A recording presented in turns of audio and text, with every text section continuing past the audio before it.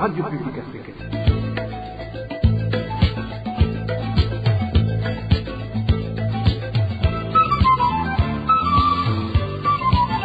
Radio Publique Africaine.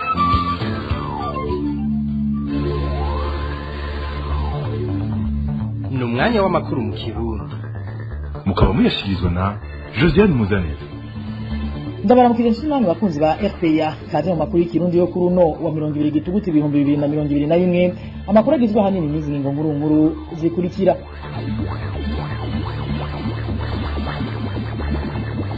Leta yagiteje bandanye isuzugura karanda coronavirusi. Umushikiranganje wa mbere yamenyeje kuri uno wa gatatu abaserukira abanyagihugu mu nama nshinga amateka nanenguza amateka batanzira kirasha mu Burundi kubera uyu mugera nayo ngo rwego rw'ubutungane rugiye kuvugutirwa agasariko kugira ngo rusubizwe ku murongo.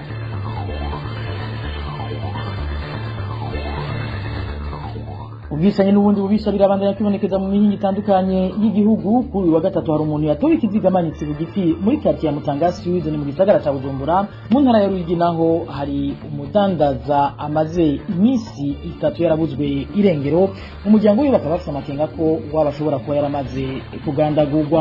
Mu bijanye n'ubutungane naho abacamanza baherutse kurungikwa mu gikorwa cyo gusabiriza amasentare y'intango ngo bikunde imanza zaciwe zishigwe mu ngiro basaba nabo nyene gutunganirizwa. Ni mu gihe barungitswe gukorera kuri imiryango yabo badahawe uburyo buzobabeshaho. Aya n'ayandi ni mu kanyisase kazi.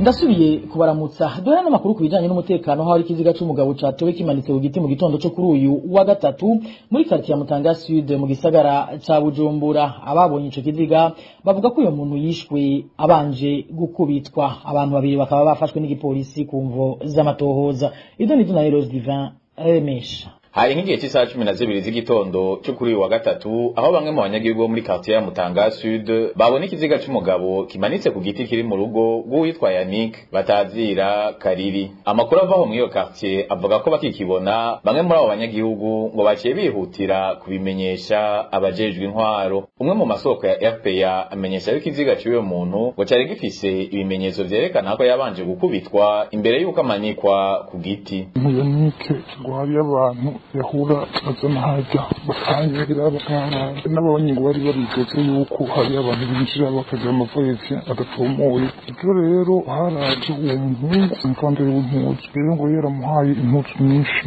yaraje kwishuza. Yannick nibaza ko atabikoze wenyine kandi n'abandi niho rero bacatanga kumukubita bamaze kumwica baca bamwambika kandi kabuzi k'ipantaro yambaye bakanika cyane mu izosi umwe bacamanika hejuru ku giti. Amasoko yacu avuga ko igipolisi kimaze kuhagera cyaciye kimanura ico kiziga kuri Nyagiti gica gitangura gukora isaka muri Nyamuhana ikiziga cyatowemwo. Kubw'amasoko yacu ngo muri iryo saka karanga muntu hamwe n'isakoshi vya nyakwigendera vyaciye bitogwa muri Nyamuhana. Igipolisi kikaba cyaciye kinemeza ko gihejeje no kuronka amakuru avuga ko uwo yarayagandaguwe yoba yishwe hagati y'isaha 2 n'isaha 4 z'ijoro zo kuri uyu wa kabiri. Ikindi cyavuzwe n'igipolisi ngo nuko telefone ya nyene urugo imaze gusuzumwa basanze yari yavuganye n'uwishwe nk'igihe cy'isaha 1 n'igice z'ijoro zo kuri uno wa kabiri nyene. Inyuma y'ivyo igipolisi cyaciye kigira ko gifata nyene urugo hamwe n'umukozi wiwe kumvuza amatohoza. Ikiziga cyo wagandaguwe naco cyaciye kijanwa mu buruhukiro bw'ibitaro bimwe biri mu gisagara ca Bujumbura. Eros Divin Remesha. Mu bijanye n'umutekano nyene hari umudandaza wo mu gisagara ca Ruyigi yabuzwe irengero kuva kuri uyu wa mbere. Mu muryango we bafite umutima uhagaze ku mutekano wabo ngo narijya bamurondereye mu busho butandukanye barahebura. Ni nkuru ya Onizime dushimagize. Uwo mugabo wo mu gisagara ca Ruyigi yabuzwe irengero kuva kuri uyu wa mbere yitwa Nduwayo Jean Pierre Kimasi batazira Juma, akaba asanzwe muri quartier Kinyabakecuru. Nkuko bivugwa n'umwe mu muryango wiwe ngo yavuye muhira nk'igihe cy'isaha 8 z'umutaga agiye hasanzwe adandariza ngo buginga ashitse kwibarabara hafi y'urugiwe asanga hari imodoka ihagaze abari muri yo bashaba mwinjiza ubwo nyene nkuko umwe mu bayibonye bitwiganira. Madamu we yavuze ko yasohotse ko yaraje kagiye kugurura nubwo bakaguma bamubaza ko tugura n'ibiki ari hehe. Telefone yiwe yari yazimye kera bumva asohotse urupangu bari imodoka yuriye imodoka hamwe bavugana n'abantu sinzi ko ubu abantu bagiye asharurira abaragiye.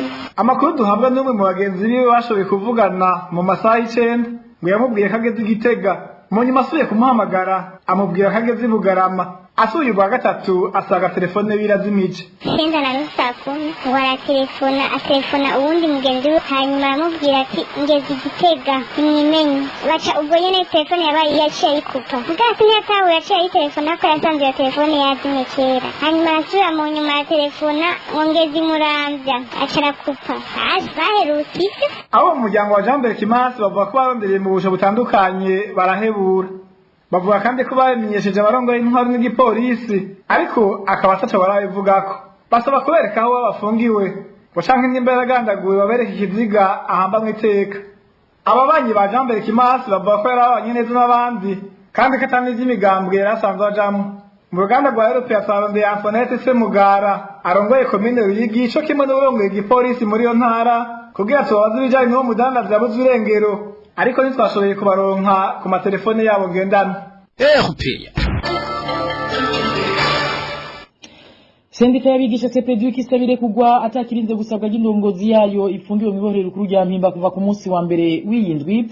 Mu itangazo ryasomewe abamenyesha amakuru kuri wa 19 Gitugutu umwaka wa 2021, sendika CPDU kisaba kandi umushikiriza manza wa Republika muri komine Mukaza gushira urubanza mu butungane aho guhengamira ku ruhande rumwe. Ibiri muri iryo tangazo tubibaze Emmanuel Niyungeko. Sendika ihurikiyemwo abakozi babigisha mu Burundi CPDU mu mfunyapfunyo ishira habona agatotezo kariko gakorwa na Alexis Bandyatuyaga arongoye parike ya Republika muri komine Mukaza kurongoye iyo sendika ariwe Gerard Niyongabo, nkuko tubisanga mu itangazo ryasomewe abamenyesha makuru kuri wa 19 Gitugutu umwaka wa 2021 ritewe ku mukono na Egide Nkeshimana icegera c'umukuru wa sendika CPDU. Ako gatotezo ko bakatewe n'akagwi kiyonkoye ku mukuru wa sendika Gerard Niyongabo, ari nako mbere kuba katumye atabwa mu mvuto mu ibohero rikuru rya Mpimba. Ku bwa sendika CPDU ipfungwa ry'uwo munyasendika ubwo bari uburyo bwakoreshejwe n'urongoye parike ya Mukaza bwo kumutegeka gutanga ibikoresho vya sendika, gutyo hahonyanzwa amategeko. Ivyo bikaba biruko nkuko tubandanya tubisoma muri iryo tangazo, mu gihe urubanza rujanye n'iyo dosiye rwari rwashikirijwe parike ya Mukaza kwigenekezo rya 10 Ruheshi umwaka wa 2020 kugira ngo biyamirize amakosa yakozwe n'ako kagwi kishize ku isonga ry'uburongozi bw'iyo sendika kwigenekezo rya mbere Nyakanga umwaka wa 2020 gashigikiwe n'urunani rudasanzwe Kosesona ruhurikiyemwo amasendika y'abigisha. Ayo makosa nayo nkuko tubandanya tubisoma muri iryo tangazo yerekeye gukora ikidodo n'izindi mpapuro vya magendo hamwe no gusinya mu kibanza c'abantu bivugwa ko bari bitavye inama itemewe n'amategeko hadasizwe inyuma amajambo acafuza urongoye iyo sendika. Sendika CPDU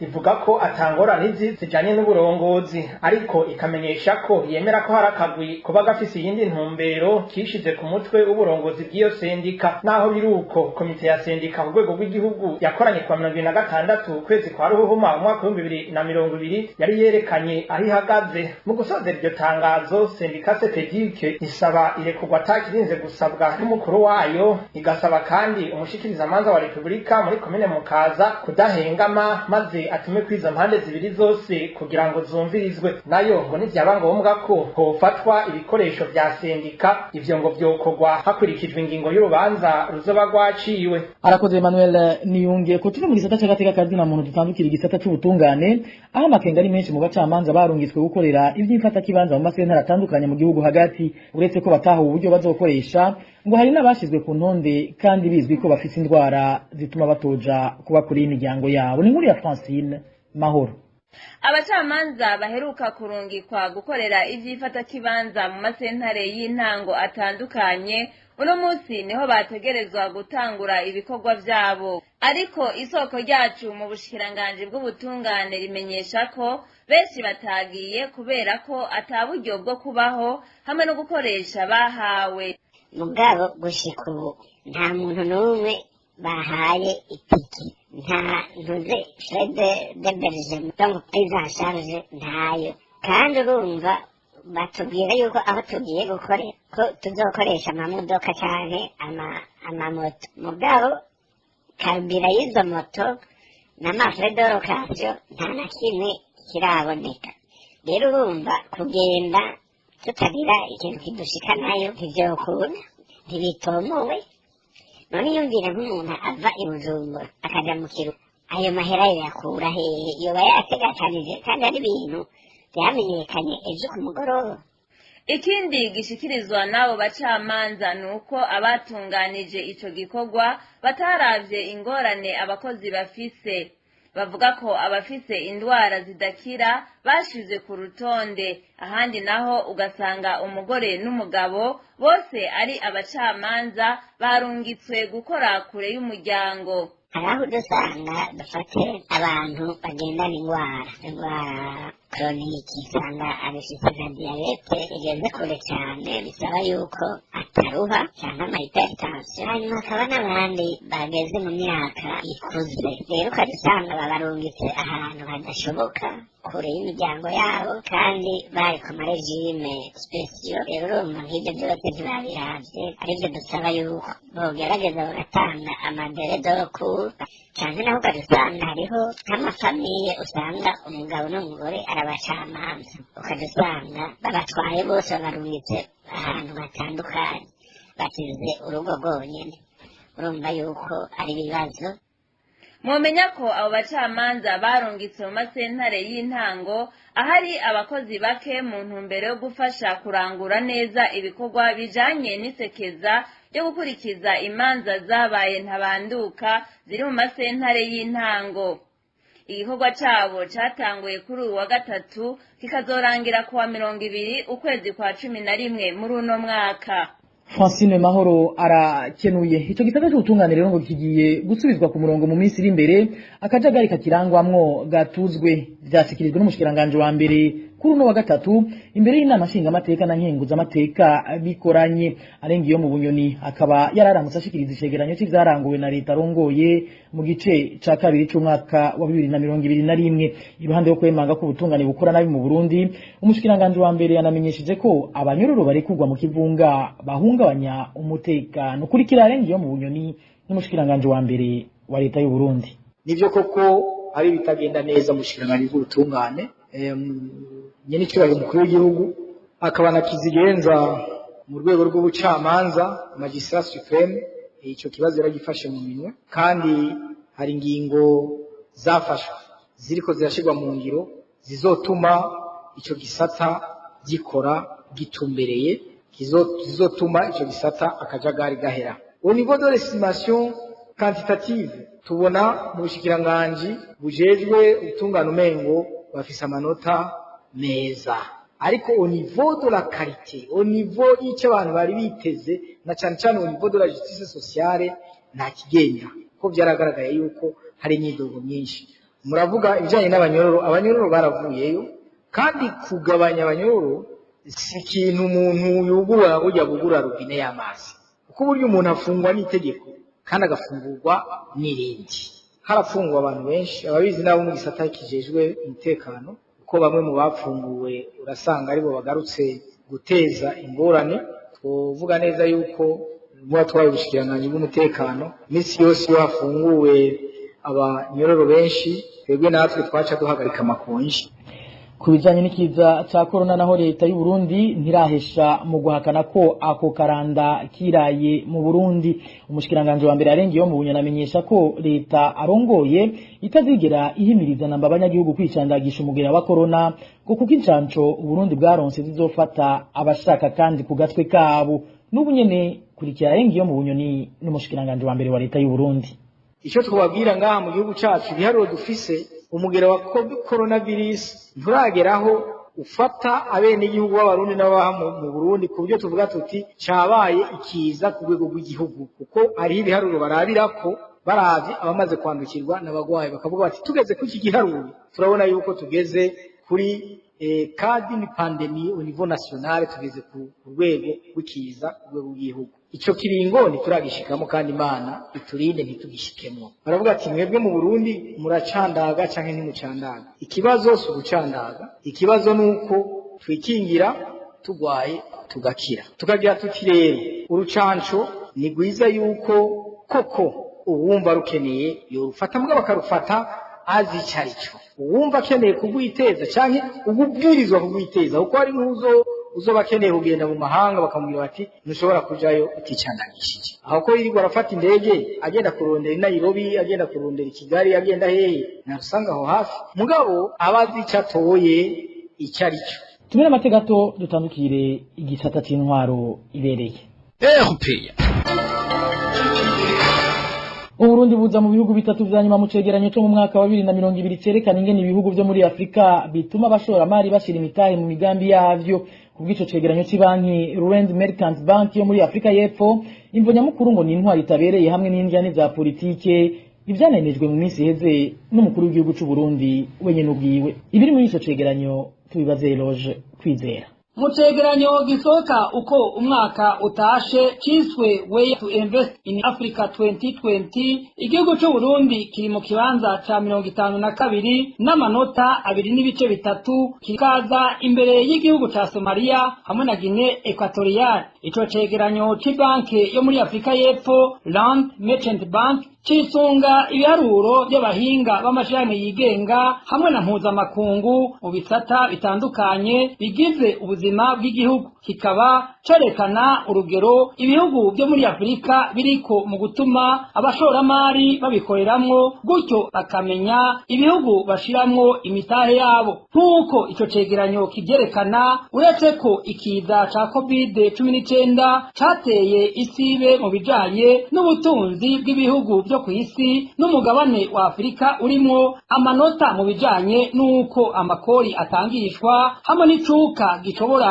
gutuma abantu barangura ibikorwa byabo, nibyo bikuru bikuru bituma abashoramari baza mu gihugu ari benshi. Kwigenekezo rya 2025 Myandagaro uyu mwaka, umukuru w'igihugu Varisito Ndayishimiye wenyene ubwiwe yaremeje ko intwaro yiwe ibangamiwe n'akarenganyo hamwe n'igiturire, ari nabyo biri mu bituma abagwizatunga b'abanyamahanga batizera Uburundi. Abantu baratuntuye mugabariwe n'abantu badashika n'ibihumbi 10, abanyamahanga bafite imitahe yabo ntibakiza mu Burundi. Muca mu inama y'ingene murya amahera yabo bose baraheze kuza muca muyabiba ahantu hategeka ubutungane hoza umunyamahanga gute kuza mu mutahe wiwe.